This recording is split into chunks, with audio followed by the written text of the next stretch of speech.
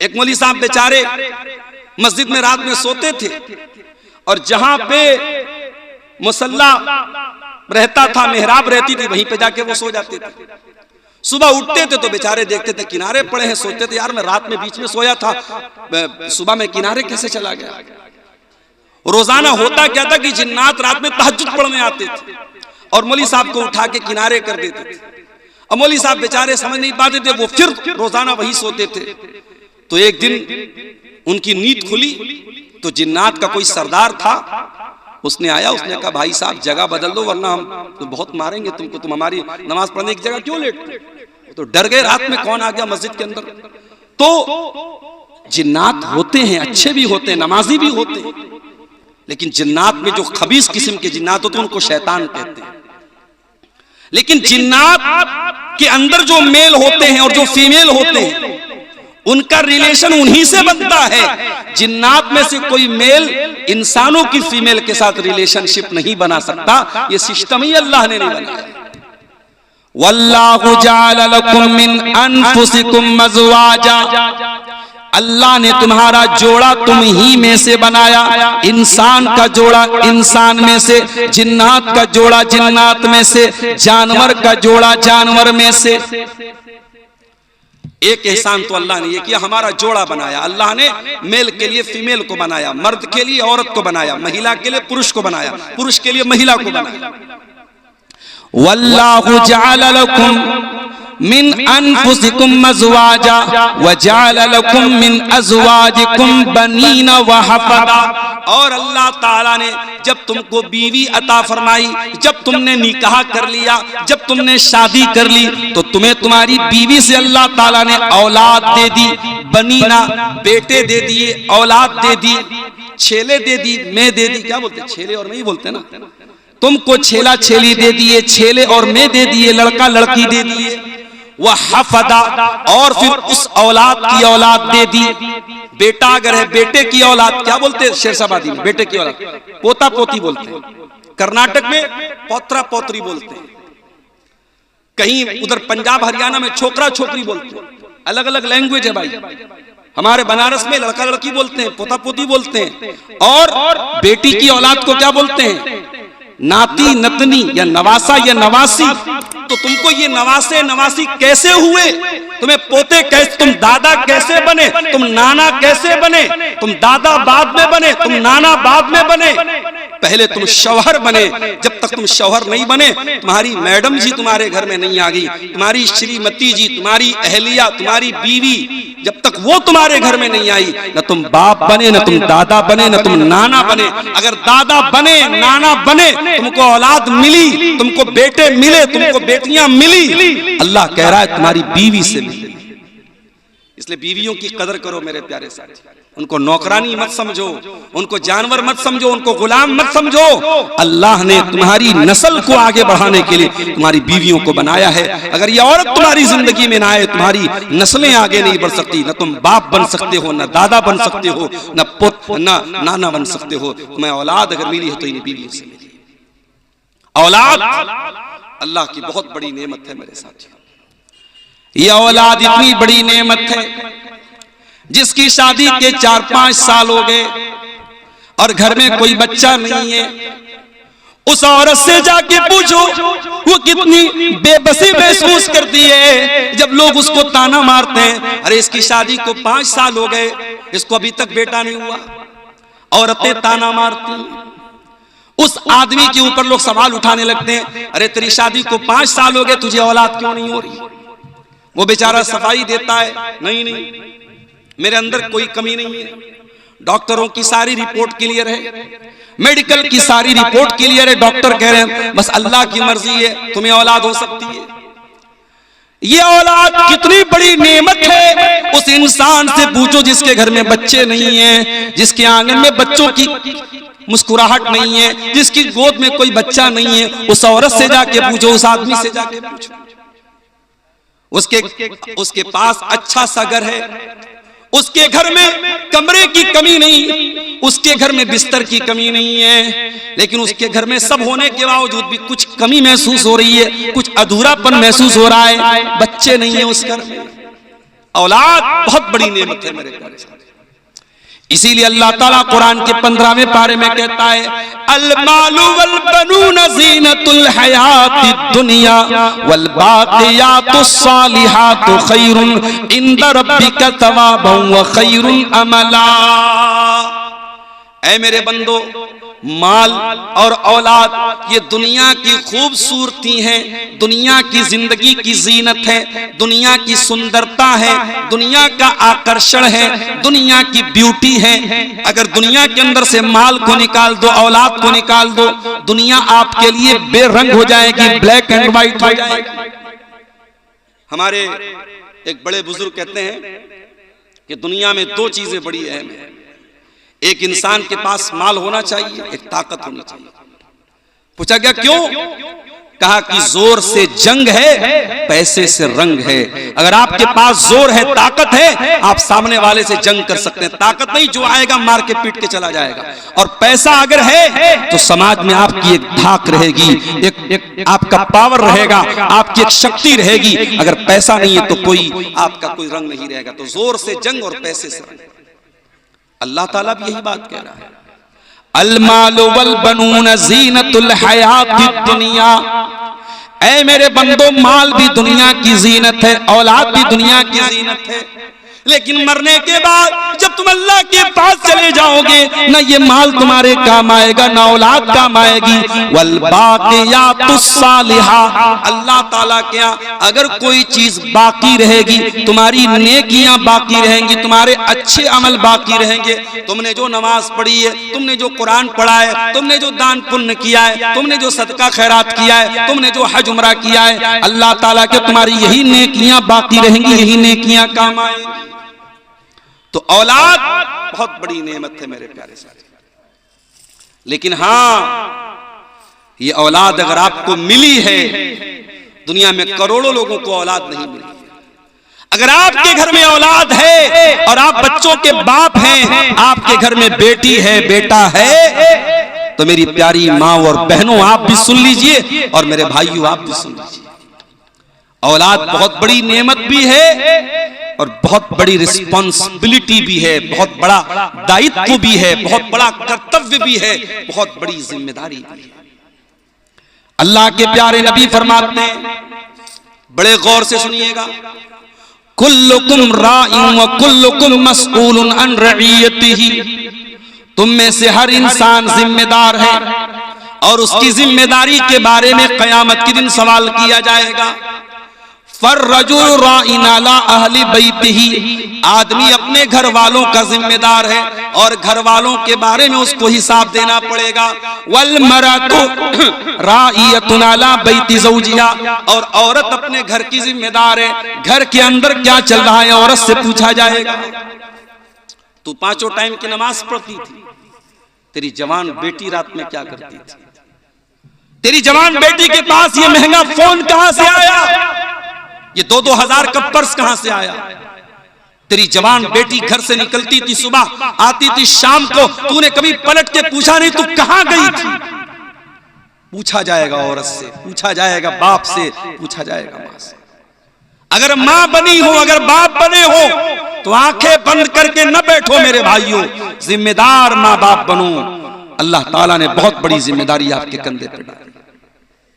लोग हदीस सुनाते हैं, माँ के पैरों के नीचे जन्नत है, बाप जन्नत का दरवाजा है। वो हदीस है, बिल्कुल सही हदीस है, मैं मानता हूं, मगर एक और हदीस आपको सुनाता हूं, सुन लीजिए। माँ के पैरों के नीचे जन्नत है, बाप जन्नत का दरवाजा है, मगर ये हदीस भी कान खोल के सुन लेना। अल्लाह के प्यारे नबी फरमाते हैं, सही मुस्लिम की रिवायत है, मा मिन अब्दिन यस्तरईहिल्लाहु रईयतन सुम्मा यमूतु यौमा यमूतु व हुवा काशुन लिरईयतिही इल्ला हर्रमल्लाहु अलैहिल जन्नह। जो इंसान उसके कंधे पर अल्लाह ताला कोई जिम्मेदारी डाल दे, उसको गार्जियन बना दे, उसको बाप बना दे, उसको माँ बना दे, उसको छेला दे दे, उसको मैं दे दे, वो बेटी का बाप बन जाए, वो बेटे का बाप बन जाए, ये जिम्मेदारी अल्लाह ताला उसके कंधे पे डाल दे, और फिर वो मर जाए इस हाल में कि अपने दायित्व का निर्वहन नहीं कर रहा था, अपनी रिस्पॉन्सिबिलिटी को पूरा नहीं कर रहा था, अपनी जिम्मेदारी को अदा नहीं कर रहा था, बाप होने का फर्ज नहीं निभा रहा था, माँ होने का फर्ज नहीं निभा रही थी, क्या होगा उसका? हर्रमल्लाहु अलैहिल जन्ना, उस माँ के ऊपर, उस बाप के ऊपर जन्नत हराम है, हराम है, हराम है। अल्लाह, जन्नत हराम है। आप कहते हैं माँ के पैरों के नीचे जन्नत है, आप कहते हैं बाप जन्नत का दरवाजा है। अल्लाह के नबी कहते हैं अगर बाप ने बाप होने का हक अदा नहीं किया, अगर माँ ने माँ होने का हक अदा नहीं किया, तो उस माँ के लिए जन्नत हराम है, उस बाप के लिए जन्नत हराम है। मेरे प्यारे साथी, आज मसला क्या है? आज सबके पास मोबाइल है, घर में बच्चों के पास भी मोबाइल, माँ के पास भी मोबाइल, बाप के पास भी मोबाइल है। आज के बच्चों को माँ बाप मोबाइल के जरिए उनकी परवरिश कर रहे हैं। बच्चा खाना नहीं खा रहा है, माँ ने मोबाइल थमा दिया। बच्चा रो रहा है, माँ ने मोबाइल थमा दिया। 3 साल से लेकर के 80 साल तक के आदमी के, इंसान के हाथ में मोबाइल है। आज बाप के पास बच्चों के तरबियत के लिए टाइम नहीं, आज माँ के पास बच्चों की तरबियत के लिए टाइम नहीं है। अरबी का एक शायर कहता है लईसल यतीमु मन इंतहा अबवाहु मिन हम्मिल हयाती व खल्लफाहु जलीला। यतीम वो नहीं है जिसके माँ बाप उसे छोड़ के चले जाएं, अनाथ वो नहीं है, अनाथ वो नहीं है, यतीम वो नहीं है जिसके माँ बाप उसको छोड़ के चले जाएं। इन्नल यतीम हुवल्लज़ी तल्का लहू उम्मन तकल्लत औ अबम मशगूला।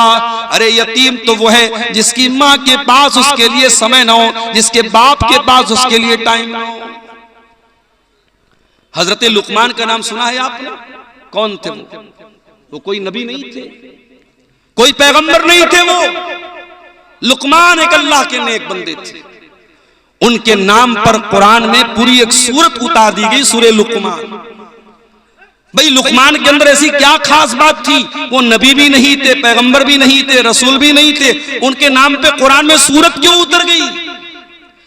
अल्लाह कहता है वलक़द आतैना लुक़मानल हिक्मा, हमने लुकमान को बड़ा बुद्धिमान बनाया था, बड़ा हमने उनको अक्लमंद बनाया था, बहुत हिकमत वाला बनाया था, बहुत उनके अंदर विजडम थी, हिकमत थी, उनके अंदर बड़ी समझदारी थी। ऐ अल्लाह, हमें कैसे पता चलेगा कि लुकमान बड़े हिकमत वाले थे? हमें कैसे पता चलेगा लुकमान बहुत बुद्धिमान थे? हमें कैसे मालूम होगा लुकमान बहुत जीनियस थे? अल्लाह ने फरमाया आओ मैं बताता हूँ, व इज़ क़ाला लुक़मानु लिब्निही व हुवा यइज़ुहु या बुनय्या ला तुशरिक बिल्लाह इन्न शिरक लज़ुल्मुन अज़ीम।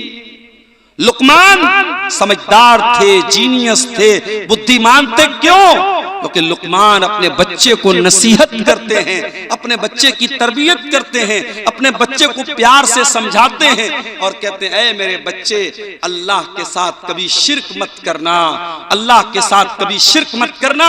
इस दुनिया का सबसे बड़ा पाप क्या है? शिर्क। आजकल बड़ी इस पर चर्चा हो रही है, मुसलमान वंदे मातरम क्यों नहीं गाता, मुसलमान वंदे मातरम क्यों नहीं गाता।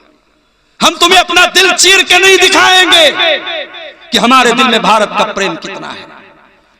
इस देश की धरती को हमारे उलमा ने, हमारे पुरखों ने, हमारे बाप दादा ने अपने खून को कुर्बान करके इस देश को अंग्रेजों के चंगुल से आजाद किया है। हमें तुम्हें कोई सर्टिफिकेट देने की जरूरत नहीं है। जिन्होंने देश के साथ गद्दारियां की हैं, इनका इतिहास रहा है अंग्रेजों का नमक खाने का, वो आज हमसे सर्टिफिकेट मांगते हैं कि साहब तुम देश के अगर वफादार हो तो वंदे मातरम बोलो। कान खोल के सुनो, मुसलमान इस देश का वफादार था और है और रहेगा, और जो इस देश के साथ गद्दारी करता है वो न भारत का कहलाने के लायक है, न मुसलमान कहलाने का। मुसलमान का इतिहास वफादारी से भरा हुआ है। लेकिन हाँ, मुसलमान हर कंकर को, हर पत्थर को, हर पानी को, हर पहाड़ को रब मानने वाला नहीं है। मुसलमान एक रब को मानता है। मुसलमान नमाज पढ़ता है, पांचों टाइम की नमाज में 17 बार वो अल्लाह के सामने ये कमिटमेंट करता है, ये इकरार करता है, इय्याका नअबुदु व इय्याका नस्तईन। ऐ अल्लाह, हम उपासना करते हैं तो तेरी करते हैं, हम पूजा करते हैं तो तेरी करते हैं, हम मुश्किल कुशा मानते हैं तो तुझको मानते हैं, हम संकट मोचक मानते हैं तो तुझको मानते हैं, हम बीमारी से शिफा देने वाला मानते हैं तो तुझे मानते हैं, हम औलाद देने वाला मानते हैं तो तुझे मानते हैं। इय्याका नअबुदु व इय्याका नस्तईन। ऐ अल्लाह, हम मदद मांगते तो तुझसे मांगते हैं, हमें देने वाला तू है, हमारी पूजा और इबादत के लायक तू है। वंदे मातरम का मतलब ये होता है, भारत की माता मैं तेरी वंदना करता हूं, मैं तेरी इबादत करता हूं। मुसलमान भारत की इबादत नहीं करता है। मुसलमान का अकीदा क्या है? मैं तेरी मोहब्बत में गिरफ्तार हूं, लेकिन मैं तेरी मोहब्बत में गिरफ्तार हूं, लेकिन मैं तुझको खुदा समझूं ये इम्कान नहीं है। ऐ भारत की सरजमीन, हम तुझसे बहुत प्रेम करते हैं, बहुत प्यार करते हैं, मैं तुझसे प्रेम तो करता हूं, मैं तुझसे प्यार तो करता हूं, लेकिन ऐ भारत, मैं तुझको अपना रब मान लूं, मैं तुझको अपना खुदा मान लूं, ये नहीं हो सकता। मैं ला इलाहा इल्लल्लाह का कलमा पढ़ने वाला हूं, मैं एक अल्लाह के सिवा किसी और को अपना रब नहीं मान सकता, किसी और को अपना खुदा नहीं मान सकता। ये है इस्लाम। और मेरे प्यारे साथियों, यही तौहीद की शिक्षा और यही तौहीद की तालीम आपको अपने बच्चों को देना है। हजरत लुकमान अपने बच्चे को नसीहत कर रहे हैं, समझा रहे हैं और कहते हैं, ऐ मेरे बच्चे, अल्लाह के साथ कभी शिर्क मत करना। दुनिया का सबसे बड़ा पाप ये कि तू अल्लाह के साथ शिर्क करे। आज इतने बड़े बड़े जलसे हो रहे हैं, आज इतनी लंबी लंबी तकरीरें हो रही हैं, लेकिन आपके सीमांचल के बहुत सारे मुसलमान लड़के और लड़कियों को यह भी नहीं पता तौहीद किसको कहते हैं, शिर्क किसको कहते हैं। ना जानकारी में बहुत सारे ऐसे काम भी आज हमारे समाज में हो रहे हैं जो नहीं होने चाहिए। इसी अररिया की सरजमीन पर मुझे लोगों ने बताया इज्तिमा हो रहा है। कैसा इज्तिमा हो रहा है? तबलीगी जमात के लोगों का इज्तिमा हो रहा है। क्या हो रहा है उसके अंदर? कभी आप गौर कीजिएगा, उस तबलीगी जमात के इज्तिमा में कभी तौहीद पर बात नहीं होगी, कभी अकीदे पर बात नहीं होगी, कभी शिर्क को शिर्क नहीं कहा जाएगा, कभी बिदअत को बिदअत नहीं कहा जाएगा। उसमें सिर्फ मीठी मीठी बातें बताई जाएंगी।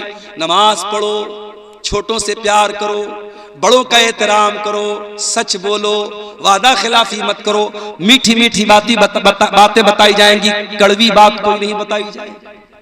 माफ करना मेरे प्यारे साथियों, इस्लाम सिर्फ मीठी मीठी बातों का नाम नहीं है। इस्लाम में कड़वे प्याले भी आपको पीने पड़ेंगे। इस्लाम सिर्फ ये नहीं सिखाता है कि तुम अखलाक को अच्छा कर लो, तुम नमाज को पढ़ लो। इस्लाम ये भी कहता है तुम शिर्क मत करो, तुम बिदात मत करो, तुम अल्लाह को छोड़ के किसी और के दर पे ना जाओ, तुम अल्लाह का दर्जा किसी और को ना दो, तुम नबी का दर्जा किसी और को। और तबलीगी जमात के इज्तिमा में बहुत सारे ऐसे अज़कार भी बताए जाते हैं जो बिदात पर मुश्तमिल होते हैं, गलत होते हैं, फर्जी होते हैं, और उनको अवाम में फैलाया जाता है, प्रमोट किया जाता है।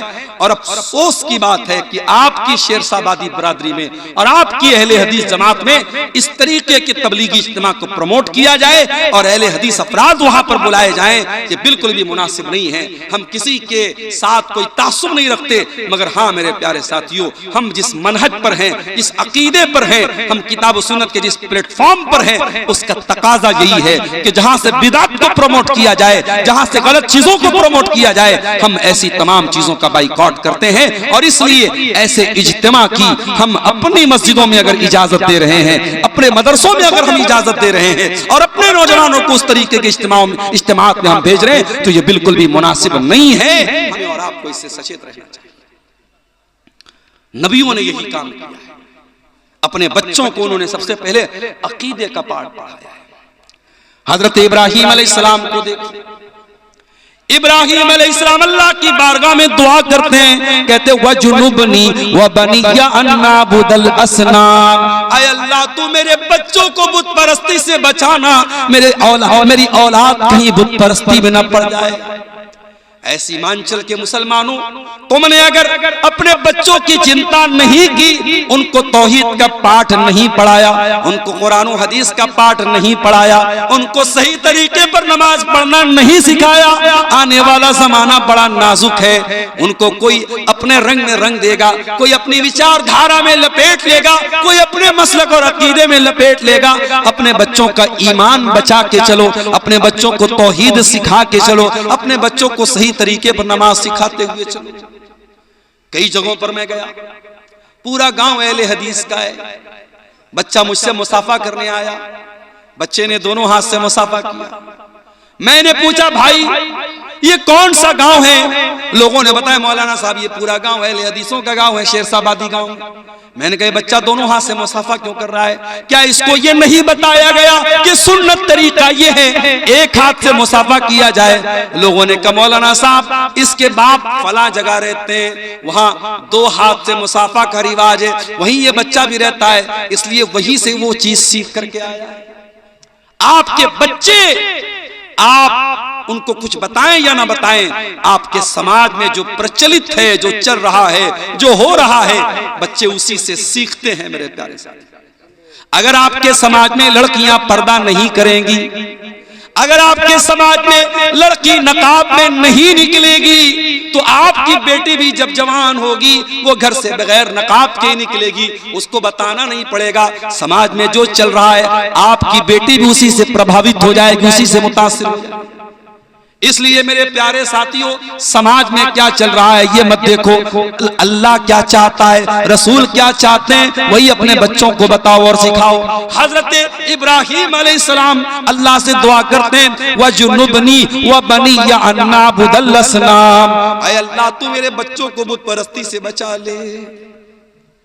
आपके मरने का टाइम आता है, आप अपने बच्चों को बुलाते हैं, मैं इतनी जमीन छोड़ के जा रहा हूं, इतना खेत छोड़ के जा रहा हूं। जमीन के बारे में वसीयत करके जाते हैं, खेतों के बारे में वसीयत करके जाते हैं, अपने बच्चों को जमीन और जायदाद के बारे में बता के जाते हैं। आओ, अल्लाह का एक नबी भी इंतकाल करने वाला है, उस नबी का नाम याकूब अलैहिस्सलाम है। अम कुंतुम शुहदा इज़ हदर याकूब अल मौत, याद करो जब याकूब की मौत का टाइम आ गया। इज़ क़ाला लिबनीही, जब याकूब अलैहिस्सलाम ने अपने 12 बेटों को बुलाया, उनके 12 बेटे थे, उनके 12 बेटे थे और एक बेटे का नाम यूसुफ था। उन्हीं के 12 बेटों को बनी इसराइल कहा जाता है। याकूब अलैहिस्सलाम का दूसरा नाम इसराइल था। उन्हीं के 12 बेटों को बनी इसराइल कहा जाता है। याकूब अलैहिस्सलाम का आखिरी टाइम है, अंतिम समय है, मृत्यु का समय है, मौत का टाइम है। अपने 12 बेटों से जो चारपाई के आसपास खड़े हैं, हजरत याकूब क्या पूछते हैं? ये नहीं पूछते मेरे बच्चों मेरे खेत का क्या करोगे, मेरे घर का क्या करोगे, मेरी जायदाद का क्या करोगे। पूछते माताबुदून मिन बादी, ऐ मेरे बच्चों तुम मेरे बाद किसकी इबादत करोगे, किसके आगे सर झुकाओगे, किससे दुआ करोगे, किसके आगे अपना माथा टेकोगे। माताबुदून मिन बादी, ऐ मेरे बच्चों तुम मेरे बाद किसकी इबादत करोगे। कालू नाबुदु इलाहका व इलाह आबाइका इब्राहीम व इस्माइल व इसहाक इलाहन वाहिदा। 12 के 12 बेटे कहते अब्बा जान आप चिंता न करें, आप टेंशन न लें, आप फिक्र न करें, हम उसी एक अल्लाह की इबादत करेंगे जिसकी इबादत आप करते हैं और जिसकी इबादत हमारे बाप दादा इब्राहिम करते थे, इस्माइल करते थे, इसहाक करते थे। आपने कभी बताया अपने बच्चों को किसकी इबादत करनी चाहिए? कभी बताया अपने बच्चों को शिर्क क्या है, तौहीद क्या है? नहीं बताया मेरे प्यारे साथी। यह औलाद आपके गले का हार बन जाएगी मेरे भाइयों, यह औलाद आपके गले का फंदा बन जाएगी। कल कयामत के दिन अल्लाह पूछेगा, ऐ शेरशाबादी समाज से ताल्लुक रखने वाले मुसलमान, ऐ सीमांचल की धरती पे रहने वाले मुसलमान, तू एक ऐसे माहौल में पैदा हुआ जहां हर तरफ मुसलमान थे, जहां हर तरफ कुरान और हदीस पे चलने वाले थे, हर तरफ कुरान और हदीस पे चलने वाले लोग थे। ऐसे माहौल और समाज में तू पैदा हुआ था। तेरे समाज में हर साल सैकड़ों जलसे हुआ करते थे, पूरे भारत के मौलाना लोग उलमा तेरी बस्तियों में आया करते थे। तूने अपने बच्चों को तौहीद क्यों नहीं बताई? तेरी बेटी तौहीद से दूर क्यों, तेरा बच्चा तौहीद से दूर क्यों? जानते हो तौहीद क्या है? और तौहीद की एक झलक आपको बता देता हूं। अल्लाह के प्यारे नबी अपने चचा के बेटे अब्दुल्ला बिन अब्बास से, अब्दुल्ला बिन अब्बास कौन थे? नबी के चचा के बेटे थे। और अल्लाह के प्यारे नबी जब रात में नमाज पढ़ने के लिए उठते थे, अब्दुल्ला बिन अब्बास वजू का पानी लाके दे देते थे। ओ लोगो, तुम्हारे गांव में उलमा जाते हैं, तुम अपने बच्चों को उलमा से मिलाते तक नहीं हो। अरे गांव में कोई बाहर से आलिम आ जाए, बच्चे को लेके पहुंचो, बच्चे से कहो बेटा मौलाना को सलाम करो, मौलाना से मुसाफा करो। अपने बच्चों के दिल में उलमा का एहतराम भी पैदा करो। ये हमको नबी ने सिखाया, ये सहाबा ने सिखाया। रात का वक्त है, अल्लाह के प्यारे नबी तहज्जुद की नमाज के लिए खड़े हो रहे हैं और अब्दुल्ला बिन अब्बास वजू का पानी लेके आ रहे हैं। नबी ने पूछा ये पानी कौन लाया? किसी ने कहा अल्लाह के नबी ये पानी अब्दुल्ला बिन अब्बास लेके आया। रात का वक्त है, कबूलियत का वक्त है। अल्लाह के नबी दुआ करते हैं, अल्लाहुम्मा अल्लिमहुल कुरान। ऐ अल्लाह तो इब्ने अब्बास को कुरान का आलिम बना दे। ऐ अल्लाह तो इस बच्चे को कुरान का आलिम बना दे। नबी की दुआ थी, रात का वक्त था, रात का सन्नाटा था, अल्लाह ने ये दुआ कबूल कर ली। और आज कुरान की कोई भी तफसीर उठा के देख लो, कुरान की हर आयत में अगर सबसे ज्यादा किसी की तफसीर आपको मिलेगी, सबसे ज्यादा किसी का कौल आपको मिलेगा।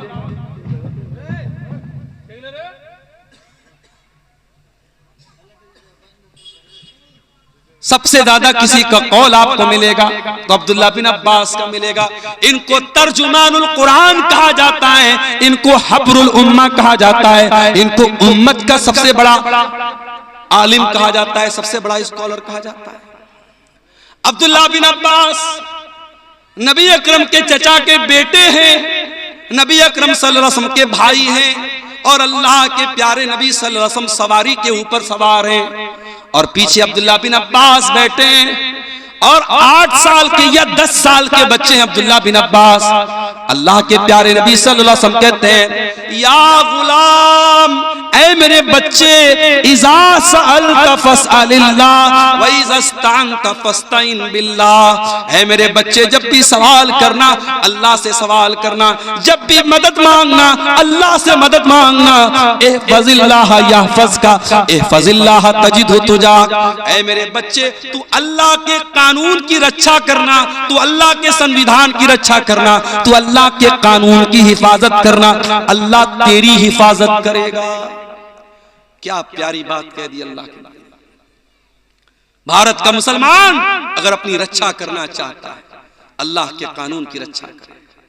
बीमार दवाई खाता नहीं, बदनाम तबीब का नाम हुआ, हुए काम बुरे तो मुसलमान से बदनाम बेचारा इस्लाम हुआ। हम कदम कदम पे अल्लाह के कानून को तोड़ रहे हैं, हम अल्लाह के कानून से बगावत कर रहे हैं और उसके बाद हम ये शिकायत कर रहे हैं अल्लाह हमारी रक्षा क्यों नहीं कर रहा, अल्लाह हमारी हिफाजत क्यों नहीं कर रहा। अल्लाह के नबी अब्दुल्ला बिन अब्बास से कहते हैं, इहफज़िल्लाह यहफज़का, तू अल्लाह की हिफाजत कर, अल्लाह तेरी हिफाजत करेगा। इहफज़िल्लाह तजिदहु तुजाहक, तू अल्लाह की हिफाजत कर, अल्लाह तेरे सामने होगा। जब तू अल्लाह के दीन की हिफाजत करेगा, जब तू अल्लाह के कानून की हिफाजत करेगा, जब तू अल्लाह के हलाल को हलाल जानेगा, जब तू अल्लाह के हराम को हराम जानेगा, ऐ मेरे बच्चे, अल्लाह तेरी मदद को हमेशा तेरे सामने होगा। और अगला जुमला सुन लो, ओ बिहार के मुसलमानों, बड़ी चिंता में पड़े हो, अब क्या होगा तब क्या होगा। बिहार वाले यूपी वालों के बारे में पूछते हैं आपके यहाँ क्या हालात चल रहे हैं। सुन लो, अल्लाह के प्यारे नबी 8 साल के बच्चे को क्या मैसेज दे रहे हैं। काश कि भारत के मुसलमानों तुमने ये मैसेज ले लिया होता, ये पैगाम तुमने समझ लिया होता। अल्लाह के नबी कहते हैं, वअलम अन्नल उम्मता लविज्तमाअत अला अन यनफऊका बिशैइन।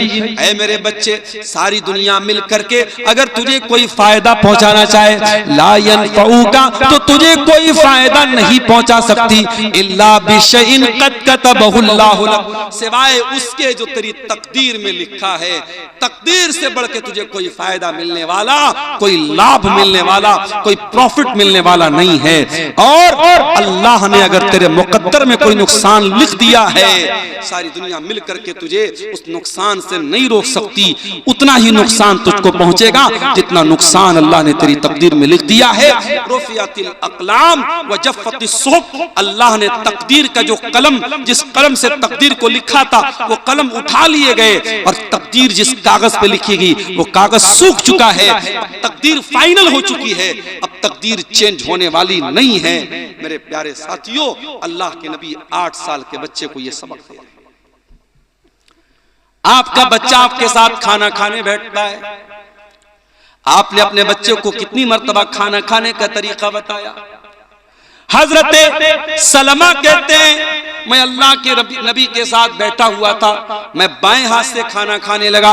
अल्लाह के प्यारे नबी ने फरमाया, कुल बे यमीनिक, ऐ बच्चे दाहिने हाथ से खाना खा, व कुल बिस्मिल्लाह, और बिस्मिल्लाह पढ़ के खाना खा, व कुल मिम्मा यलीका, और अपने सामने से खाना खा, पूरी प्लेट में तू हाथ मत घुमा।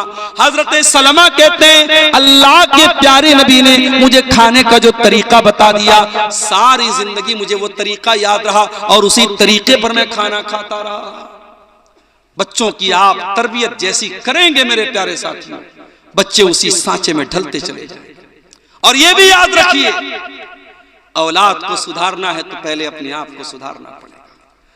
अगर आप नशा करेंगे, बच्चे से बीड़ी मंगवाएंगे, बच्चे से सिगरेट मंगवाएंगे, बच्चे से मधु मंगवाएंगे, बच्चे से गुटखा मंगाएंगे, बच्चा आपको जो चीजें ला के दे रहा है, कल वो चीजें अगर बच्चा खुद इस्तेमाल कर रहा है तो इसमें हैरान होने की कोई जरूरत नहीं है। आप अगर अपने बच्चों को सिगरेट से रोकना चाहते हैं, बीड़ी से रोकना चाहते हैं, गुटखा से रोकना चाहते हैं, तो आपको खुद रुकना पड़ेगा। और मैं कहना चाहूंगा अपने समाज के उन नौजवानों से जो किसी भी प्रकार का नशा करते हैं, चाहे वो शराब का नशा हो, चाहे वो ड्रग्स का नशा हो, चाहे वो सिगरेट का नशा हो, चाहे वो बीड़ी का नशा हो, चाहे वो गुटखा का नशा हो, अपने नौजवानों से कहना चाहूंगा, क्यों अपने आप को हलाक कर रहे हो? क्यों अपने शरीर को बर्बाद कर रहे हो? अरे ये नशा करते करते इस एक दिन तुम बर्बाद हो जाओगे, तुम्हारा शरीर छलनी हो जाएगा, न तुम बीवी के काबिल बचोगे, न बच्चों के बाप बनने के काबिल बचोगे, न जमीन पे चलने के काबिल बचोगे। जाओ कैंसर हॉस्पिटलों में जाके देखो, सिगरेट पीने वाले और गुटखा खाने वाले हजारों की तादाद में आपको कैंसर की बीमारी में मुब्तला मिलेंगे। क्यों अपने आप को आत्महत्या की तरफ और सुसाइड की तरफ लेके जा रहे हो? ऐ शराब पीने वाले इंसान, ये शराब जिसे तेरी शरीयत में उम्मुल खबाइस कहा गया, तमाम बुराइयों की जड़ कहा गया, और जिस शराब को पी करके जब तू अपने घर में आएगा तो इस बात की गारंटी नहीं है कि तेरा हाथ तेरी बीवी के दामन तक जाएगा, या तेरी माँ के गरेबान तक जाएगा, या तेरी बहन के गरेबान तक जाएगा। जिस शराब को पी करके तू हलाल और हराम को भूल सकता है, ऐ मुसलमान, अल्लाह के वास्ते शराब की लानत को छोड़ दे। और अगर तू ये कहता है कि नहीं मुझे तो शराब की लत लग चुकी है, मुझे तो गुटखे की लत लग चुकी है, तो आओ मैं तुम्हें बताता हूँ, सब मदीना के अंदर सहाबा शराब पिया करते थे, शराब की लत थी उनको, शराब उनके दस्तरखान पे रखी रहती थी। मगर जब कुरान की आयत नाजिल होती है, सूरे मायदा की आयत नाजिल होती है, या अय्युहल्लज़ीना आमनू इन्नमल खम्रु वल मैसिरु वल अंसाब, ऐ ईमान वालो, ये शराब, ये जुआ, वल अज़लाम, और ये किस्मत का हाल मालूम करने के लिए जो तुम पासे फेंकते हो,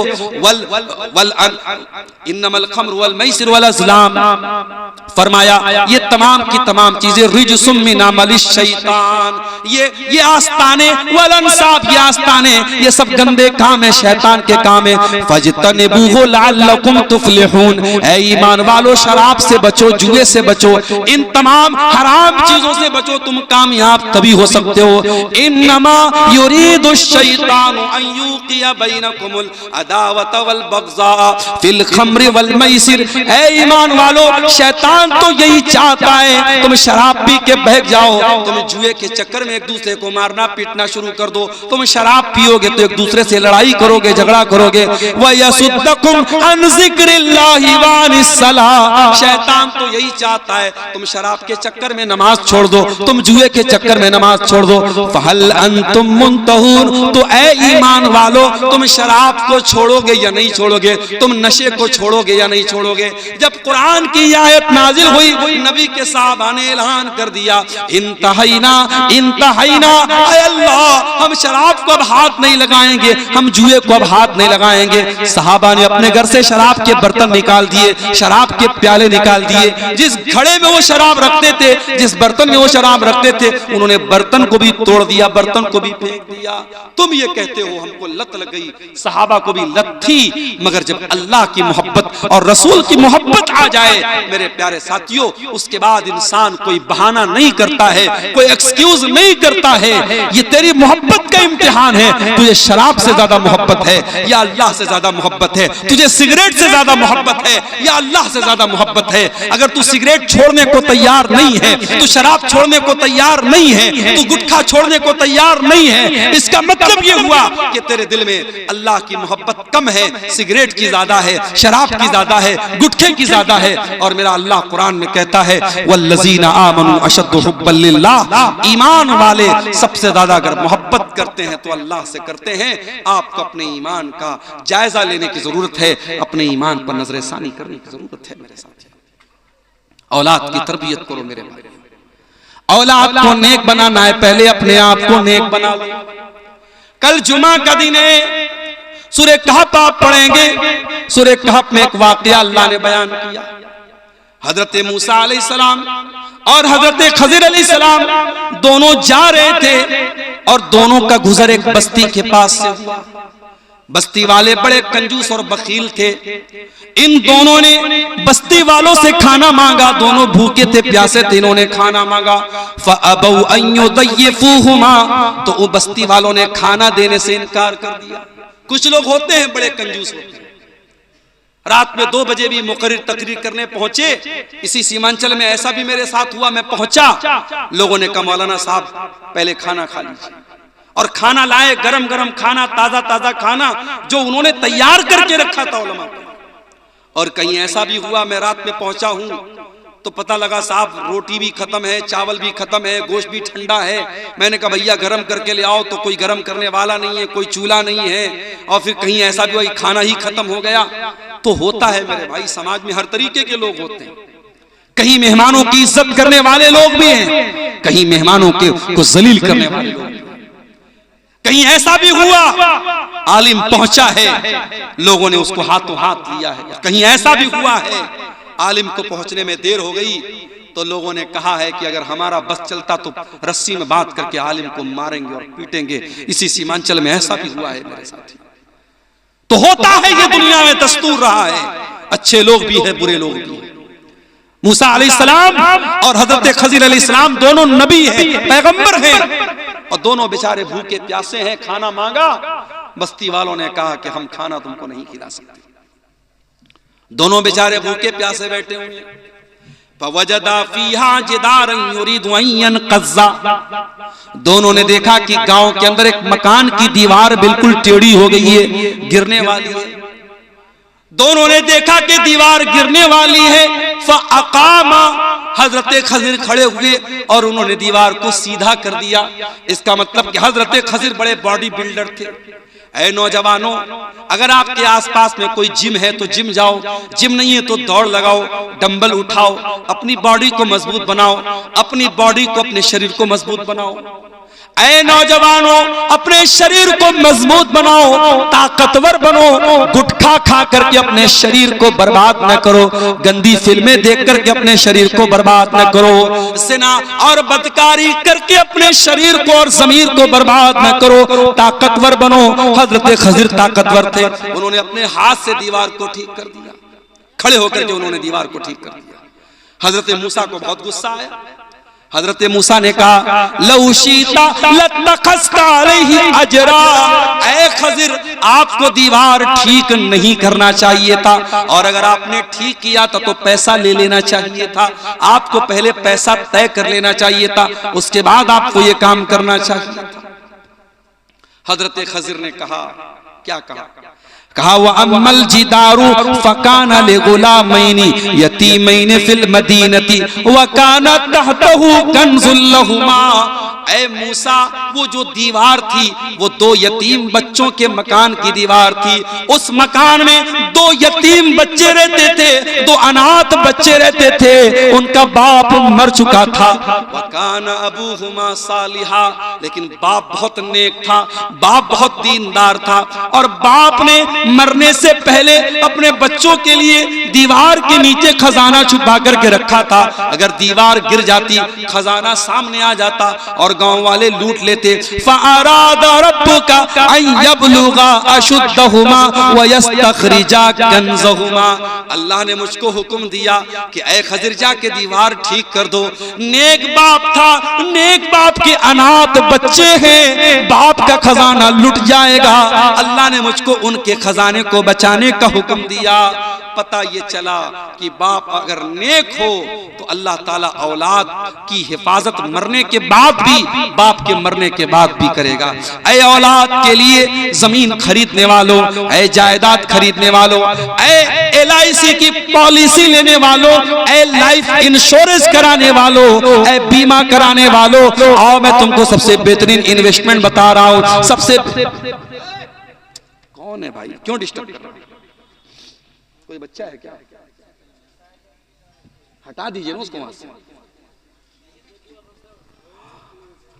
आप अगर अपने बच्चों के लिए इन्वेस्टमेंट करना चाहते हैं मेरे प्यारे साथियों, सबसे बड़ा इन्वेस्टमेंट क्या है?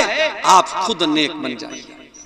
और एक बात बोलूं, जब हम नेक बनेंगे तो इंशाअल्लाह जन्नत में भी विद फैमिली जाएंगे।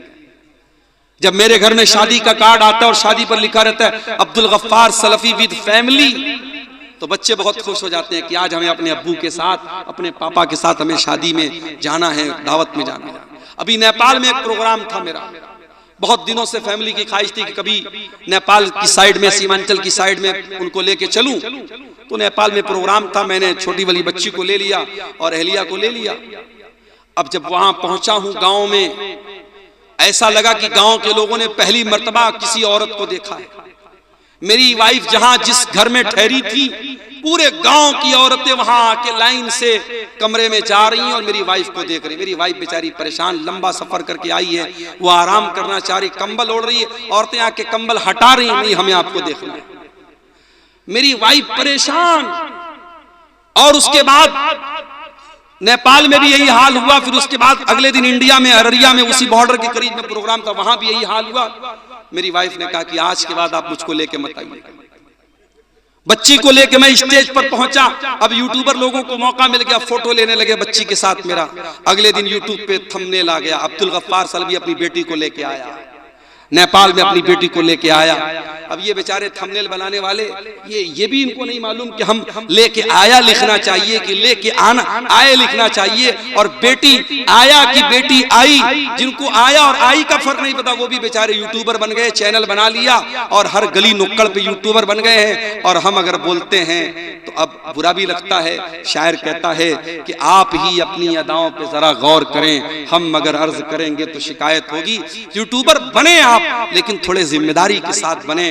मैं बार बार कहता हूं कि थंबनेल अच्छे हों, ढंग के हों, जो लाइन लिखें आप ठीक ठाक लिखें। अब किसी तकरीर में मैंने कहा कि भाई औरत को मेकअप नहीं करना चाहिए, तो अब वो यूट्यूबर लोग थंबनेल पे खूबसूरत औरत का, लिपस्टिक वाली औरत का फोटो लगा के नीचे लिखते हैं, मेकअप करने वाली औरतों का अंजाम क्या होगा।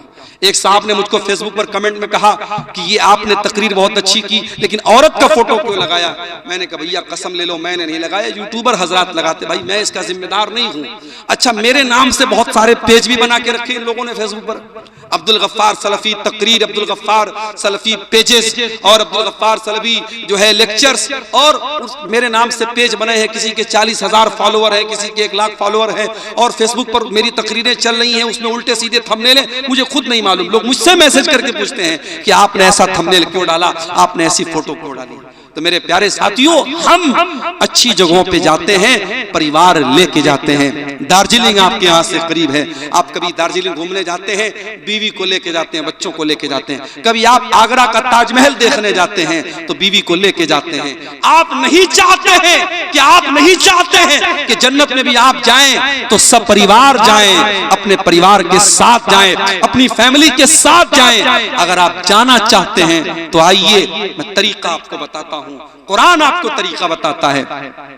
वल्लज़ीना आमनू वत्तबअतहुम ज़ुर्रिय्यतुहुम बिईमानिन अलहक़ना बिहिम ज़ुर्रिय्यतहुम वमा अलतनाहुम मिन अमलिहिम मिन शै। अगर बाप ईमान वाला है, बाप अगर नेक है, बाप अगर दीनदार है, अल्लाह ताला जन्नत में उसकी औलाद को उसके साथ मिला देगा। अल्लाह परिवार के साथ रखेगा, अल्लाह बेटों को बाप के साथ रखेगा। अगर बाप दीनदार है और औलाद भी अपने बाप के तरीके पर चल रही है। सऊदी अरब की सरजमीन पर एक बहुत पैसे वाला आदमी था, उसने एक दुकान खोली। दुकान का नाम उसने अलबैक रखा। अलबैक में उसने एक चिकन को फ्राई करके बेचना शुरू किया। अब आपके सीमांचल में तो चिकन का मतलब वही सालन बना दो, ढेर सारा झोल डाल दो और नमक डाल दो, ये साहब हो गया। देसी मुर्गा अच्छे, पोल्ट्री अच्छे। आप उसको, मुर्गे को बनाने के बहुत सारे तरीके आते हैं। मैं तो कभी कभी कहता हूं, आप अपने घर की औरतों को बताइए भाई, खाना और भी तरीके से सालन बनता है, और भी तरीके से चिकन बनता है, एक ही तरीका है। मछली कभी आपके यहाँ खाओ, बिल्कुल ठंडी मछली लेके आते हैं। मैं कहता हूं भैया ठंडी मछली क्यों? कहते मौलाना साहब हमारे यहाँ ठंडी ही खाते हैं। भैया हम लोग गर्म खाते हैं। कहीं जाओ तो लोग कहते हैं मौलाना साहब रोटी खावे ना चावल खावे, हम का दोनों खाबो, हम दोनों खाबो, चावल भी खाबो रोटी भी खाबो, हम लोग दोनों खाते हैं भाई। मछली लाए, मछली में आंख भी लगी है। मैंने पूछा भाई ये आंख लगी है, कम से कम आंख तो निकाल देते। बोले मौलाना मछली खाएगा तो आंख मजबूत होगा। मैंने कहा लो भैया, हमारे यहाँ छोटी मछली भी हो तो उसकी आंख निकाल देंगे, पेट की गंदगी निकाल देंगे, या पूरी मछली बना देंगे। फिर जब प्लेट में आएगी, एक बहुत पहले मैं 2009 से आपके सीमांचल में आ रहा हूँ, एक बार प्रोग्राम में आया, एक जगह देसी मुर्गा बना था। अब मुर्गे का जो पैर होता है, पैर तो बनाते हैं आप लोग, अच्छी बात है, पैर के साथ साथ उसका नाखून भी गलती से उसमें रह गया। अब नाखून मैंने देखा साहब, मुझे तो बिल्कुल अजीब सा लगा। कई दिनों तक तो मुझे मुर्गा खाने का मन ही नहीं कर रहा। तो खाना बनाने के लिए बहुत सारे तरीके होते हैं। आप अपने घर की औरतों को बताएं, आज YouTube पर मौजूद है, आप चिकन बनाने के सैकड़ों तरीके हैं। आप अलग अलग रेसिपीज से बनाएं मेरे प्यारे साथी, अलग अलग तरीके से आप बनाएं। आप देखें कि खाने पीने के ये तरीके जो होते हैं, ये आपको, आपकी फैमिली को, आपके परिवार को मेरे प्यारे साथियों अच्छे लगते हैं। और इंसान जब अच्छी चीजें खाता है, सोचता है परिवार के साथ खाऊं। क्या आप नहीं चाहेंगे कि जन्नत में भी आप अपने परिवार के साथ जाएं? कुरान कहता है वल्लज़ीना आमनू वत्तबअतहुम ज़ुर्रिय्यतुहुम बिईमानिन, जो ईमान वाले लोग हैं और उनकी औलाद भी उनके नक्शे कदम पे चलने वाली है और औलाद भी उनके तरीके पर चलेगी, हम जन्नत में उनके परिवार के साथ उनको रखेंगे। मेरे प्यारे साथियों, आप नेक बन जाइए, आप दीनदार बन जाइए, आपके बच्चे ऑटोमेटिक नेक बनेंगे और दीनदार बनेंगे। आज हालात क्या हैं? कितने घर हैं जहां एक आदमी भी नमाज पढ़ने वाला नहीं, एक आदमी भी नमाज पढ़ने वाला नहीं है। पूरा घर बहुत शानदार बना है, टाइल्स भी बिछाए गए हैं, बहुत बेहतरीन पेंट भी लगाया गया है, घर में झूमर भी लटकाया गया है, मसेरी भी बहुत बेहतरीन बनाई गई है, बहुत अच्छा फर्नीचर भी बनाया गया है। लेकिन उस घर में मेरे प्यारे साथियों, अगर अल्लाह का कोई नाम लेने वाला नहीं, अगर अल्लाह का कोई जिक्र करने वाला नहीं है, वो घर मुर्दा है, मुर्दा है, मुर्दा है। अल्लाह के प्यारे नबी फरमाते हैं मसलुल बैतिल्लज़ी युज़करुल्लाहु फीही वल बैतिल्लज़ी ला युज़करुल्लाहु फीही, जिस घर में अल्लाह का नाम लिया जाए वो घर जिंदा है, और जिस घर में अल्लाह का नाम ना लिया जाए वो घर मुर्दा है। मेरे प्यारे भाइयों, आपके घर में टाइल्स हो या ना हो, आपके घर में झूमर हो या ना हो, आपके घर में आरामदेह बिस्तर हो या ना हो, लेकिन कोशिश ये करो कि आपका घर मुर्दा ना हो जाए। अपने घर को नमाज से जिंदा रखो, अपने घर को अल्लाह के जिक्र से जिंदा रखो। और जब घरवाली तलाश करो, आजकल घरवाली कहां तलाश की जा रही? इंस्टाग्राम पे। अरे जो इंस्टाग्राम चला रही है वो तुझको कितना चलाएगी तू ये सोच। जो फेसबुक चला रही है, जो सोशल मीडिया पर आईडी बना के चला रही है, वो कल तुझको कितना उंगली पर नचाएगी तू सोच। अब तो वो दौर आ गया कि साहब मैंने सुना है कि एक एक लड़के की और एक एक लड़की की कई कई आईडी होती है, और कितने लड़के लड़की की आईडी बना के अपने ही दोस्तों को बेवकूफ बना के 1-1 साल का रिचार्ज करवा लेते हैं। साहब चल रहा है मार्केट में। जिसके मोबाइल में रिचार्ज खत्म हो गया, लड़की के नाम की आईडी बनाया, दूसरे दोस्त को मैसेज किया, हाय हेलो किया, सलाम भेजा, और उसके बाद जब देखा कि हाँ मामला बन गया है, अरे यार मेरे मोबाइल पे 1 साल वाला रिचार्ज करा दो, 800 रुपये का या कितने का 3600 का शायद रिचार्ज आता, रिचार्ज करा दिया, आईडी खत्म, बात खत्म। ये चल रहा है मार्केट। मेरे प्यारे साथियों, जब आप निकाह के लिए रिश्ता तलाश करें, मैं माफ कीजिएगा नौजवानों से नहीं कह रहा हूं, उनके गार्जियन से कह रहा हूं, क्योंकि इस्लाम ने आपका रिश्ता तय करने की अथॉरिटी आपके माँ बाप को दी है। इस्लाम की ये तालीम नहीं है कि आप जाकर के रिश्ता तलाश करें। जब मेरी प्यारी माँ बहनों अपने घर के लिए बहू तलाश करने जाओ या अपनी बेटी के लिए दामाद तलाश करने जाओ, अल्लाह के नबी क्या फरमाते हैं? आपने फरमाया, इज़ा खतब इलैकुम मिम्मन तरज़ौन दीनहु व खुल्क़हु, जब तुम्हारे लड़का लड़की के लिए अच्छा रिश्ता आ जाए, दीनदार रिश्ता आ जाए, फ़ज़व्विजूहु, तो जल्दी से तुम निकाह कर दो। इल्ला तफ़ालू, अगर तुम ऐसा नहीं करोगे, तकुन फितनतुन फिल अर्दि व फसादुन अरीज़, तो जमीन के अंदर बहुत फितना और फसाद फैल जाएगा। आज कितनी खूबसूरत, कितनी दीनदार बच्चियां हैं, कितनी दीनदार लड़कियां हैं, अगर उनकी शक्ल सूरत में कुछ कमी हो जाए, किसी की हाइट थोड़ी कम हो जाए, किसी का रंग थोड़ा हल्का सांवला हो जाए, उन लड़कियों के रिश्ते नहीं लगते। मेरे प्यारे साथियों, वो जितनी भी 5 टाइम की नमाजी हो, आलिमा हो, मदरसे की पढ़ी हो, लेकिन लोग रंग पे मरते हैं, लोग सूरत पे मरते हैं। शायर कहता है, इस दौर के आदमी अधूरे हैं, सूरतें तो मिलती हैं, सीरतें नहीं मिलती। इस दौर के लोगों ने आज सूरतों को मेयार बना के रखा है, सीरत को मेयार नहीं बनाया है। नतीजा ये है कि अच्छी दीनदार और कैरेक्टर वाली बच्चियां बेचारी वो बैठी हैं, और जो कैरेक्टरलेस है, खूबसूरत है, उसकी खूबसूरती पे लोग मर मिटे हैं। मेरे प्यारे साथियों, घर को अगर एक अच्छा घर बनाना है, परिवार की एक अच्छी तरबियत करना है, अपने अभी आपका बच्चा दुनिया में नहीं आया है, अभी शादी नहीं हुई है, शादी के पहले ही इस्लाम क्या कहता है? अगर आप एक अच्छे बाप बनना चाहते हैं, अपने होने वाले बच्चों के लिए एक अच्छी माँ का इंतजाम कीजिए, एक अच्छी बीवी अपने घर में लाइए। कैसी बीवी लाइए? आइए अल्लाह के नबी से पूछते कैसी बीवी अपने घर में लाना चाहिए। अल्लाह के नबी ने फरमाया, लियत्तखिज़ अहदुकुम क़ल्बन शाकिरा व लिसानन ज़ाकिरा व ज़ौजतन मुमिनतन तुईनुहु अला अम्रिल आखिरा। ओ लोगों, तुम्हें 3 चीजें अपने घर में लानी चाहिए। 3 चीजों को घर में ले आओ, 3 चीजों को खजाना बना लो, 3 चीजों को स्टोर कर लो। क़ल्बन शाकिरा, एक तो अपने सीने में ऐसा दिल पैदा कर लो जो अल्लाह ताला का शुक्रिया अदा करने वाला हो। व लिसानन ज़ाकिरा, और ऐसी जबान अपने मुंह में पैदा कर लो जो हर हाल में अल्लाह ताला का जिक्र करने वाली हो।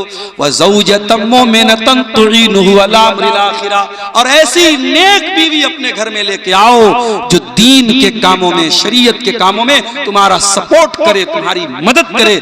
ऐसी बीवी मेरे प्यारे साथियों लेके आओ। और मैंने एक नज़्म लिखी थी औरत के ऊपर, उस नज़्म में मैंने एक बड़ी प्यारी बात कही थी कि अल्लाह ताला ने औरत को जज्बात की ऐसी ताकत दी है। औरत अपने जज्बात के जरिए बहुत सारी बातें मनवा सकती है, जो बातें मर्दों के अंदर जो है नहीं होती हैं, वो औरत के जरिए वो काम हो जाता है। मैंने वो नज़्म लिखी थी, सुन लीजिए उसको। मैंने कहा था, क्या खूब ज़माने में तक़द्दुस है, हया है, क्या खूब जमाने में तक़द्दुस है, हया है, ना शर्म किसी आंख में, ना सर पे रिदा है। रिदा मीन्स चादर। आज न किसी की आंख में शर्म है, न सर पे चादर है। जिस हुस्न को खातून तू ताकत है समझती, कोई खूबसूरत लड़की है, वो समझती है कि मैं खूबसूरत हूं तो ये मेरी बड़ी ताकत है। जिस हुस्न को खातून तू ताकत है समझती, ये हुस्न भी खालिक की तेरे रब की अता है, ये हुस्न भी अल्लाह ने तुझे दिया है। अल्लाह जब चाहेगा तेरा हुस्न छीन लेगा। कोई खूबसूरत है कल बदसूरत हो जाएगा, लिहाजा अपनी खूबसूरती पे नाज नहीं करना चाहिए। तू कीमती गौहर है अगर खुद को समझ ले, तू राह से हट जाए तो फितना है बला है। कुदरत ने तुझे गर्मी जज्बात अता की, औरत को अल्लाह ताला ने जज्बात की गर्मी दी है। कुदरत ने तुझे गर्मी जज्बात अता की, तकवा के भरम तोड़ दे वो नाज़ु अदा है। शैतान ने तुझे आलेकार अपना बनाया। आज के दौर में शैतान का सबसे बड़ा हथियार क्या है? औरत।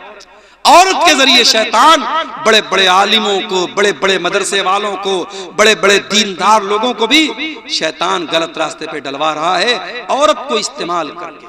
औरत का फितना एक ऐसा फितना है जो बड़े बड़े मुत्तकी लोगों के तकवा को भी तोड़ सकता है। तो कहता है शायर, कहता है मेरी नज़्म है, शैतान ने तुझे आले कार अपना बनाया, हर सिमत फवाहिश है खबा सत है ज़िना है। आजादी निस्वा के हंसी ख्वाब दिखाकर, आजादी निस्वा के हंसी ख्वाब दिखाकर, इस्मत के लुटेरों ने तेरा सौदा किया है।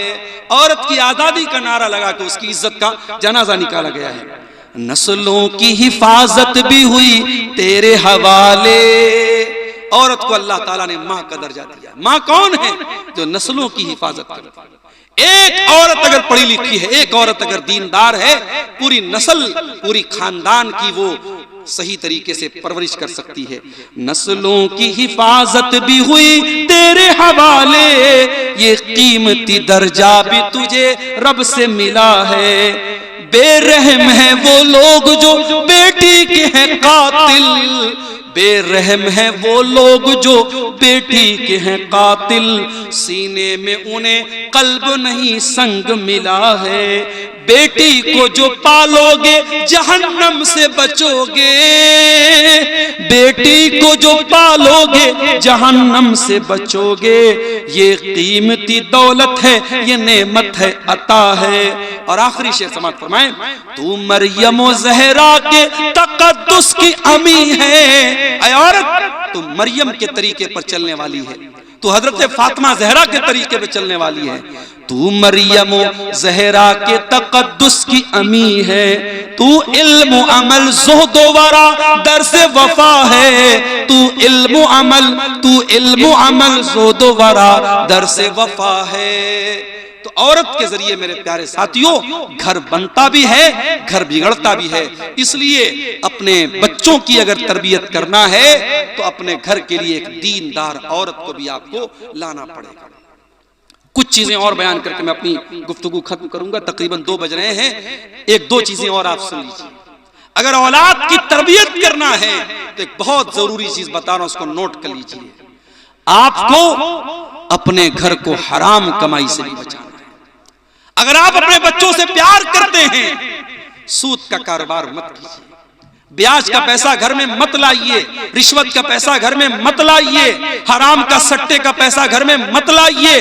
क्यों? सुन लीजिए, अल्लाह के प्यारे नबी फरमाते हैं, मानबत लहबुर मिन सोतिन फन्नारु औला बिही। जिस जिस्म की परवरिश हराम कमाई से की जाएगी, जिस शरीर के अंदर हराम कमाई का खून दौड़ेगा, वो जिस्म जहन्नम की आग में डाला जाएगा, वो जिस्म जहन्नम की आग में जलेगा। क्या आप ये चाहेंगे आपका बच्चा जहन्नम की आग में जले? अरे आप कैसे चाहेंगे मेरे भाई। मैं कार से जाता हूँ, परिवार साथ में बैठा है, ड्राइवर साहब ने कहा मौलवी साहब उतर जाइए, सीएनजी भरवाना है। मैंने कहा क्यों भैया, उतरना क्यों है? ड्राइवर ने कहा सीएनजी जब भरी जाती है तो खतरा होता है कहीं सिलेंडर फट ना जाए, गाड़ी में विस्फोट ना हो जाए, इसलिए सुरक्षा के दृष्टिकोण से, परिवार की हिफाजत के लिए, जान की हिफाजत के लिए परिवार को और लोगों को गाड़ी से उतार दिया जाता है। हम अपने परिवार से इतनी मोहब्बत करते हैं, 5 मिनट के लिए सीएनजी भरी जा रही है, हम कार में बैठने नहीं देते, बच्चों को उतार देते हैं। मेरे प्यारे साथियों, सीएनजी से आग लगेगी, पेट्रोल से आग लगेगी, डीजल से आग लगेगी, लेकिन जो जहन्नम की आग होगी दुनिया की आग से 70 गुना ज्यादा खतरनाक होगी। किस तरीके से हम अपने बच्चों को जहन्नम की आग से बचाएंगे? कुरान कहता है कू अनफुसकुम व अहलीकुम नारा, ऐ ईमान वालों बचा लो अपने आप को और अपने घर वालों को जहन्नम की आग से। आय अल्लाह हम कैसे बचाएं? हजरत अली फरमाते हैं अल्लिमुहुम व अद्दिबुहुम, अपने बच्चों को तालीम दिलाओ, अपने बच्चों को अदब दिलाओ। मुझे मालूम है इसी सीमांचल के कुछ बच्चे हमारे बनारस में भी पढ़ते हैं, जामिया सलफिया बनारस में, और हमारे मदरसे में जहां मैं पढ़ाता हूं जामिया सलफिया की शाख है वो मदरसा, वहां भी पढ़ते हैं बच्चे। आसान नहीं होता है, बहुत सारे बच्चे ऐसे भी होते, मैं जानता हूं, पर्सनली उनको जानता हूं, बेचारे वो जामिया में पढ़ भी रहे हैं और अलग से कोई काम भी कर रहे हैं, ताकि माँ बाप गरीब हैं, खेती करने वाला बाप है, किसान बाप है, बाप किसी तरीके से परिवार को चला रहा है, बच्चे को पढ़ाई करना है, माँ बाप पर बोझ नहीं बनना चाहता है, पढ़ाई के साथ साथ वो एक्स्ट्रा काम कर रहा है अपने आप को चलाने के लिए। मेरे प्यारे साथियों, ऐसे भी तालीम हासिल करके कोई सलफी बना है, कोई मदरी बना है, कोई तैमी बना है, कोई सनाबिली बना है, कोई मोहम्मदी बना है। ये बच्चों को जो आप आलिम बनाते हैं या दीन का इल्म सिखाते हैं या अदब सिखाते हैं या बच्चियों को किसी अच्छे बनात के इदारे में आप डाल के उनको आलिमा बनाते हैं, ये भी जहन्नम की आग से बचाने का एक तरीका है। मेरे प्यारे साथियों, अगर हमें और आपको अपने बच्चों की तरबियत करना है, अल्लाह ताला कुरान में कह रहा है अपने बच्चों को जहन्नम की आग से बचाओ, हमें इसके लिए भी इंतजाम करना चाहिए। मेरे साथियों, हराम कमाई से अपने परिवार को बचाना है और जहन्नम की आग से अपने बच्चों को बचाना है। और एक दुआ अल्लाह ने सिखाई है कुरान के 26वें पारे में, जिसकी उम्र 40 साल की हो चुकी है। जो जाहिर है जब आदमी 40 साल का होता है, बेटे बड़े हो जाते हैं, बेटियां बड़ी हो जाती हैं, हो सकता है एक आध दो बेटे की शादी भी कर देता है, क्योंकि आपके सीमांचल में तो शादी बहुत जल्दी हो जाती है। लड़कियों की शादी मैंने सुना 15-16 साल की उम्र में हो जाती है, लड़कों की शादी 20 साल में हो जाती है। तो अगर 40 साल का आदमी हुआ है तो हो सकता है किसी लड़की की शादी भी कर चुका हो, किसी लड़के की शादी भी कर चुका हो। तो ये जो जिंदगी का समय होता है 40 साल, ये एक ऐसा समय होता है जब इंसान जिंदगी का बहुत कुछ चीजें देख चुका होता है। 40 साल की उम्र होने के बाद इंसान अगर कोई गलत काम करे तो वो ये नहीं कह सकता मैं बहक गया था, मैं भटक गया था। नहीं, 18 साल वाला 20 साल वाला बहक सकता है, भटक सकता है, ये माना जा सकता है। क्यों? अभी उसके अंदर उतनी समझ नहीं है, उतनी मैच्योरिटी नहीं है। लेकिन जो 40 साल का हो चुका है वो समझदार हो चुका है। और अगर 40 साल का होने के बाद वो कोई गलत काम कर रहा है, सोच समझ के गलत काम कर रहा है। अब ये जो दुआ मैं बता रहा हूं जरा सुनिएगा। हत्ता इज़ा बलग अशुद्धहु, जब इंसान ताकत को पहुंच जाए, व बलग 40 सनतन, और 40 साल का हो जाए, क़ाल रब्बी औज़िनी अन अश्कुरा निअमतक अल्लती अनअमत अलैया व अला वालिदैया। इंसान को ये दुआ करनी चाहिए। जितने 40 साल के हो चुके हैं, मैं दुआ बोल रहा हूं, यूट्यूब पे रिकॉर्ड हो रही है। अगर आपको ये दुआ नहीं सुनने में आ रही है, नहीं समझ में आ रही है, जाके कुरान खोल लेना और कुरान के 26वें पारे में शुरू में आपको ये दुआ मिल जाएगी। हर आदमी जो 40 साल का हो चुका है, चाहे वो औरत है, चाहे वो मर्द है, चाहे वो माँ है, चाहे वो बाप है, उसको ये दुआ पढ़नी चाहिए।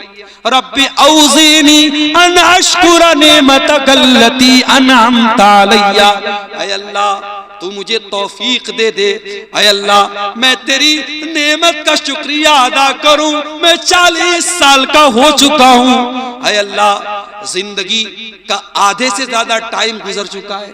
क्योंकि आम तौर से जिंदगी इस उम्मत की जो एवरेज उम्र है, अल्लाह के नबी ने फरमाया 60 से 70 साल की उम्र इस उम्मत की एवरेज उम्र है। तो आप जब 40 साल के हो गए, इसका मतलब ये हुआ कि अब जिंदगी की दोपहर हो चुकी है, अब जिंदगी की शाम होने वाली है, अब जिंदगी का ज्यादा हिस्सा गुजर चुका है। तो अल्लाह से दुआ करते हैं, ऐ अल्लाह तू मुझे तौफीक दे कि मैं तेरी नेमत का शुक्रिया अदा करूं जो नेमत तूने मुझको दी और मेरे माँ बाप को दी। वअन अअमल सालिहन तर्दा, और अल्लाह तू मुझे तौफीक दे मैं ऐसा नेक अमल करूं, दुनिया खुश हो या ना खुश हो, मोहल्ले वाले खुश हो या ना खुश हो, गांव वाले खुश हो या ना खुश हो, ऐ अल्लाह तू खुश हो जाए, तू राजी हो जाए। नेक अमल कौन है? इससे अल्लाह राजी हो जाए। इसलिए बंदा दुआ क्या कर रहा है, अल्लाह ऐसे नेक अमल की तौफीक दे जिससे तू खुश हो जाए। वो अस्लिह ली फी ज़ुर्रियती, और ऐ अल्लाह तू मेरी औलाद की इस्लाह फरमा दे, मेरी औलाद को ठीक कर दे। इन्नी तुबतु इलैका, इन्नी तुबतु इलैका व इन्नी मिनल मुस्लिमीन। ऐ अल्लाह मैं तुझसे तौबा कर रहा हूँ, ऐ अल्लाह मैं तेरी तरफ रुजू कर रहा हूँ, और ऐ अल्लाह मैं मुसलमानों में से हूँ। ये दुआ है जो अल्लाह ने सिखाई है। मेरे प्यारे साथियों, औलाद से मोहब्बत करते हो तो ये दुआ जरूर पढ़ा करो। 40 साल के होने के बाद ये दुआ जरूर पढ़ा करो। और एक और दुआ बता रहा हूं जो कुरान के 19वें पारे में है, उसको भी याद कर लेना। सूरह फुरकान के आखिर में ये दुआ है, रब्बना हब लना मिन अज़वाजिना व ज़ुर्रिय्यातिना कुर्रता आयुन वजअलना लिलमुत्तक़ीना इमामा। ऐ अल्लाह हमारे बीवी बच्चों को हमारी आंखों की ठंडक बना दे, वजअलना लिलमुत्तक़ीना इमामा, और ऐ अल्लाह हमें मुत्तकियों का इमाम बना दे। हजरत उमर बिन अब्दुल अजीज रहमतुल्लाह अलैह जब खलीफा हुए, फजर के टाइम उन्होंने चार्ज संभाला, फजर के टाइम उन्होंने चार्ज संभाला। फजर से लेकर जोहर तक वो फैसला करते रहे, हकदारों को उनका हक देते रहे, जालिमों के जुल्म को कैंसिल करते रहे। जोहर का टाइम हो गया, हजरत उमर बिन अब्दुल अजीज रहमतुल्लाह अलैह घर आए, जोहर की नमाज उन्होंने पढ़ी। जोहर की नमाज पढ़ने के बाद बिस्तर पे आराम करने के लिए जाने लगे। सोचे सुबह से काम कर रहा हूं, थक गया हूं, थोड़ा आराम कर लेता हूं, शाम को फिर बैठूंगा और लोगों का फैसला करूंगा। बिस्तर पे आराम करने के लिए जाने लगे। उनका बेटा अब्दुल मलिक उनके पास आया, कहा अब्बा जान क्या इरादा है? कहा बेटा सुबह से बहुत थक गया हूं, फजर से लेकर के जोहर तक कंटिन्यू लोगों के फैसले करता रहा हूं, बेटा अब सोने जा रहा हूं, आराम करने जा रहा हूं, अब मैं असर के बाद फिर निकलूंगा और लोगों का फैसला करूंगा।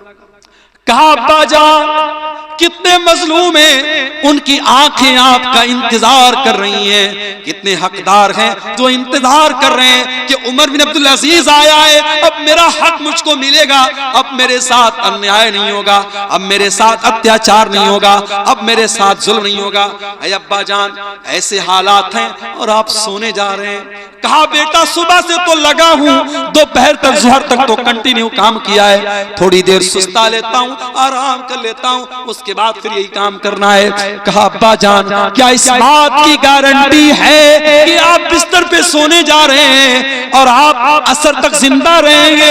अगर इसी हालत में आपकी मौत हो गई, इसी हालत में आपका इंतकाल हो गया, कल कयामत में अल्लाह पूछेगा ऐ उमर बिन अब्दुल अजीज तुझे खलीफा बनाया गया, तुझे अमीरुल मोमिनीन बनाया गया, तेरी अदालत में बहुत सारे केस आए थे, बहुत सारे मामलात आए थे, लोग तेरा इंतजार कर रहे थे, तू दोपहर में सो गया, तेरी मौत आ गई। ऐ उमर बिन अब्दुल अजीज तूने ये लापरवाही क्यों की? अब्बा जान आप बताइए अल्लाह को क्या जवाब देंगे? हजरत उमर बिन अब्दुल अजीज रहमतुल्लाह अलैह की आंखों में आंसू, अपने बेटे को गले लगाया, कहा अल्लाह तेरा शुक्र है तूने मुझे ऐसा बेटा दिया है, वो बेटा जो अपने बाप के दीन के सिलसिले में अपने बाप की मदद करता है। मेरे प्यारे भाइयों ऐसे बेटे कब मिलेंगे? जब आप बेटों की अच्छी तरबियत करेंगे और ये दुआ करेंगे, रब्बना हब लना मिन अज़वाजिना व ज़ुर्रिय्यातिना कुर्रता आयुन, ऐ अल्लाह हमारे बीवी बच्चों को हमारे आंखों की ठंडक बना दे, वजअलना लिल मुत्तकीना इमामा, और हमें मुत्तकियों का इमाम बना दे। तो तरबियत औलाद के ताल्लुक से ये चंद बातें मेरे प्यारे साथियों आपके सामने मैंने रखी हैं, इस उम्मीद के साथ रखी हैं कि हम अपनी औलाद की तरबियत में इन बातों का ध्यान रखेंगे। आज सीमांचल के इलाके में औलाद की जब बात आती है, लोग एक सवाल बहुत करते हैं, मौलवी साहब अकीका करना है, अकीका करना है। ठीक है, अकीका भी औलाद का एक हक है, लेकिन अकीका के अलावा भी बहुत सारी चीजें हैं, हमें उन चीजों का भी ख्याल रखना चाहिए। अल्लाह से दुआ है रब्बुल आलमीन हमें तरबियत औलाद का हक अदा करने की तौफीक अता फरमाए, और औलाद की तरबियत के सिलसिले में जो कमी और कोताही है अल्लाह ताला हम सबको दूर करने की तौफीक अता फरमाए। जब तक दुनिया में जिंदा रखे, इस्लाम पर जिंदा रखे, और हमारा खात्मा ईमान पर हो। रब्बना तक़ब्बल मिन्ना इन्नका अंतस समीउल अलीम व तुब अलैना इन्नका अंतत तव्वाबुर रहीम। व सल्लल्लाहु तआला अला नबीना मुहम्मद व अला आलिहि व सहबिहि अजमईन। वस्सलामु अलैकुम व रहमतुल्लाहि व बरकातुहू।